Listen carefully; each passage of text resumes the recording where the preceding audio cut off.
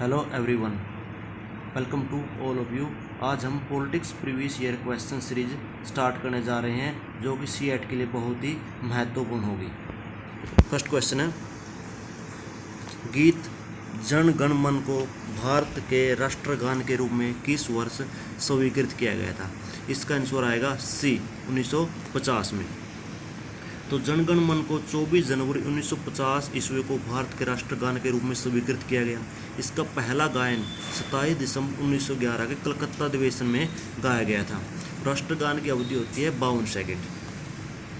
तो next question है, राष्ट्रगान को कितने समय में गाया जाता है? इसका आंसर आएगा बी, 52 सेकंड में।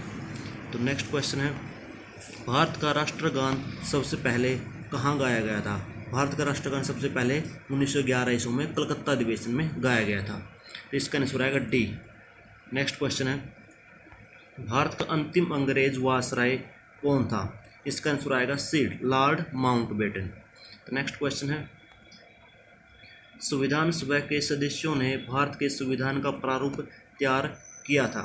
इसका आंसर आएगा सी, विभिन्न प्रदेशों की विधानसभाओं से चयनित सदस्यों ने। नेक्स्ट क्वेश्चन है, भारत की संविधान सभा के अस्थायी सभापति थे। इसका आंसर आएगा ए, श्री सच्चिदानंद। तो 9 दिसंबर 1946 ईस्वी को आयोजित संविधान सभा की प्रथम बैठक डॉक्टर सच्चिदानंद सिन्हा को अस्थायी सभापति बनाया गया था। तो नेक्स्ट क्वेश्चन है, संविधान सभा के उद्घाटन अधिवेशन की अध्यक्षता किसने की थी? इसका आंसर आएगा बी, सच्चिदानंद सिन्हा ने। नेक्स्ट क्वेश्चन है, संविधान का मसौदा तैयार करने वाली समिति ड्राफ्टिंग कमेटी के अध्यक्ष कौन थे? इसका आंसर आएगा D, doctor Bhimrao Ambedkar. Next question है, संविधान प्रारूप समिति में अध्यक्ष को मिलाकर कितने सदस्य शामिल थे? इसका आंसर आएगा ए, 7 सदस्य शामिल थे। नेक्स्ट क्वेश्चन है, 11 दिसंबर 1946 को किसे संविधान सभा का स्थायी अध्यक्ष चुना गया था? इसका आंसर आएगा बी, डॉक्टर राजेंद्र प्रसाद।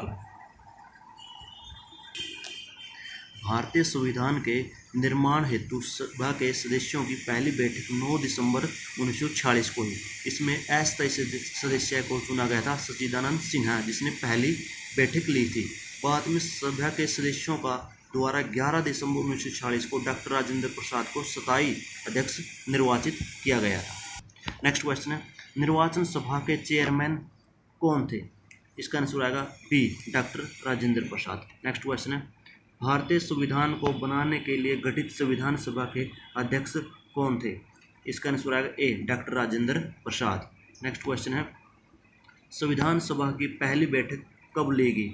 इसका आंसर आएगा बी, 9 दिसंबर 1946 को। नेक्स्ट क्वेश्चन है, संविधान सभा के द्वारा भारत के संविधान को तैयार करने के लिए कितनी समितियों का गठन किया गया था? इसका आंसर आएगा सी, 17 समितियों का गठन किया गया था। तो नेक्स्ट क्वेश्चन है, प्रजातंत्र की जड़ें निम्न द्वारा नष्ट की जा सकती हैं। इसका आंसर आएगा ए, साम्यवाद। नेक्स्ट क्वेश्चन है, भारतीय संविधान है। इसका आंसर आएगा डी, अत्यंत कठोर और अत्यंत लचीला। क्योंकि संविधान के कुछ पार्ट्स जो संशोधन कर सकते हैं, बहुत ही आसानी से संशोधन कर सकते हैं, लेकिन कुछ पार्ट्स ऐसे होते हैं जो संसदीय कमेटी को बिठाकर उसका संशोधन किया जाता है। इसलिए भारतीय संविधान अत्यंत कठोर और अत्यंत लचीला है। इसका आंसर आएगा डी। नेक्स्ट क्वेश्चन है, भारत एक धर्मनिरपेक्ष देश है, इसका तात्पर्य है?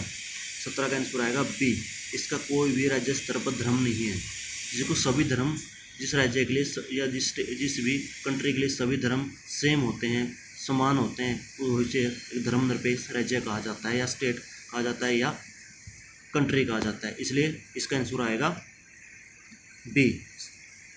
नेक्स्ट क्वेश्चन है, धर्मनिरपेक्ष का क्या अर्थ है? इसका आंसर आएगा सी, सभी धर्मों का महत्व स्वीकार करना।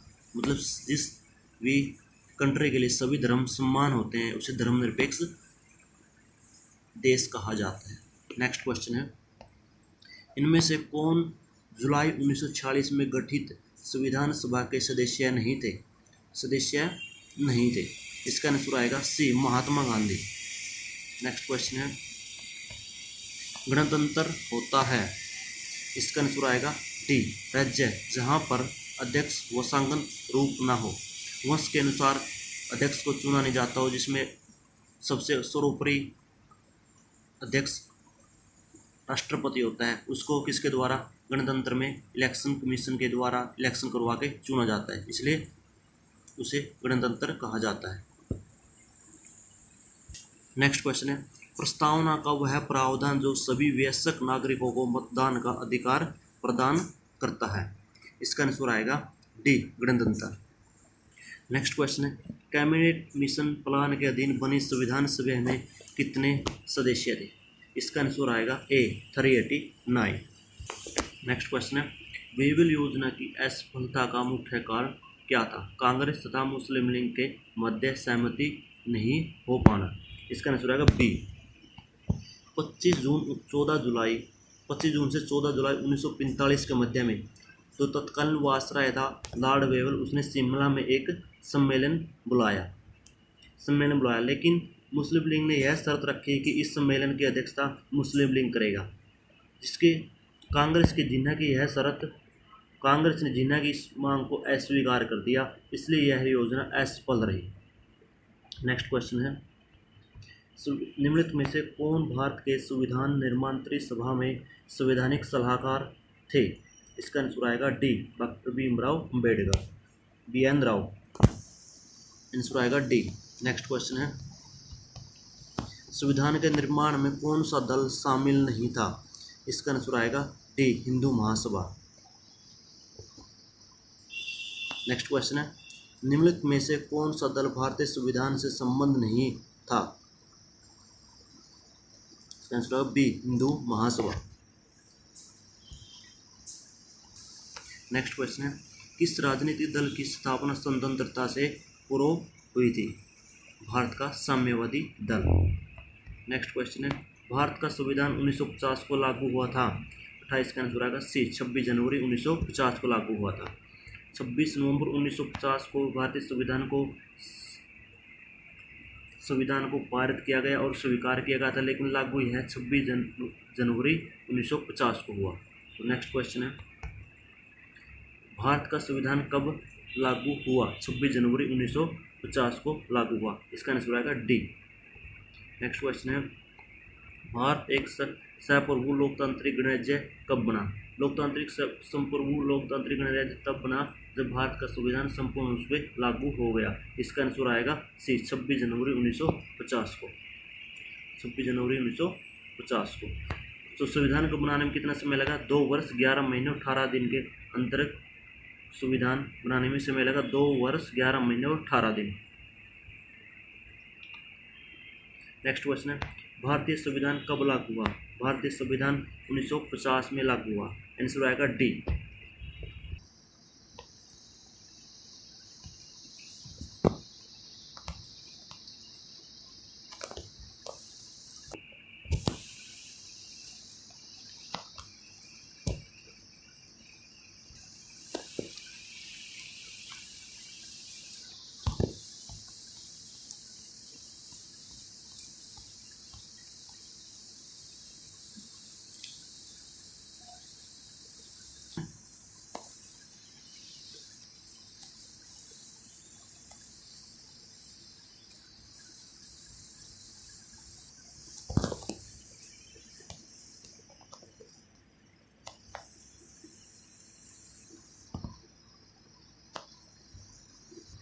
नेक्स्ट क्वेश्चन है, निम्नलिखित में से किसका सबसे अधिक प्रभाव भारतीय संविधान के आपातकालीन उपबंध के ऊपर है? इसका आंसर आएगा डी, कनाडा का, इसका आंसर आएगा बी, जर्मनी का वेइमर संविधान। तो इसका आंसर आएगा बी, जर्मनी का वेइमर संविधान। नेक्स्ट क्वेश्चन है, अनुपातिक प्रतिनिधित्व ऐसे देश के लिए आवश्यक नहीं है जहां, इसका आंसर आएगा डी, इनमें से जहां पर कोई भी प्रणाली लागू ना हो उसके लिए आवश्यक नहीं है। आरक्षित निर्वाचन क्षेत्र नहीं है, 2 पार्टी सिद्धांत विकसित है, राष्ट्रपति प्रणाली संसदीय प्रणाली का संयोजन है। इसका आंसर आएगा डी। नेक्स्ट क्वेश्चन है संविधान की प्रारूप समिति के समक्ष प्रस्तावना को किसने प्रस्तावित किया था? इसका आंसर आ जाएगा डी, जवाहरलाल नेहरू ने। नेक्स्ट क्वेश्चन है निम्नलिखित में से संविधान का कौन सा एकात्मक लक्षण है? इसका आंसर आएगा डी, राष्ट्रपति किसी भी राज्य का शासन को अधिकार में ले सकता है यदि संवैधानिक मशीनरी ठप पड़ गई हो, एकल संगठित न्यायपालिका हो, राष्ट्रीय आपातकाल की घोषणा हो। ये सभी के सभी सही है, तो इसका आंसर आएगा डी। नेक्स्ट क्वेश्चन है प्रस्तावना में उपयोग किए गए शब्द समाजवाद और धर्मनिरपेक्ष किस अमेंडमेंट में जोड़े गए? इसका आंसर आएगा सी, 42वें संविधान संशोधन के द्वारा इनको जोड़ा गया था। नेक्स्ट क्वेश्चन है निम्नलिखित में से कौन भारत को एक धर्मनिरपेक्ष राज्य बताता है? इसका आंसर आएगा डी, संविधान की प्रस्तावना। नेक्स्ट क्वेश्चन है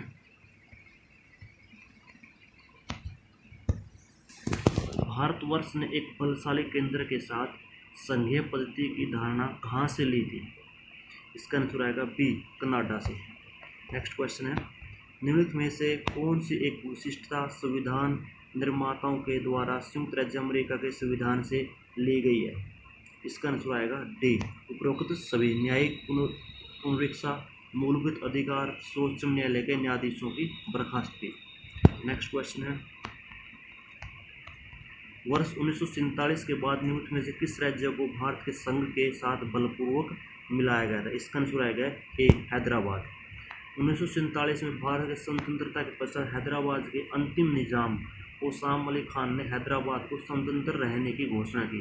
तत्कालीन गृह मंत्री सरदार वल्लभ भाई पटेल की पहल पर ऑपरेशन पोलो शीर्षक से पुलिस कार्रवाई के द्वारा इसको भारत में मिलाया गया।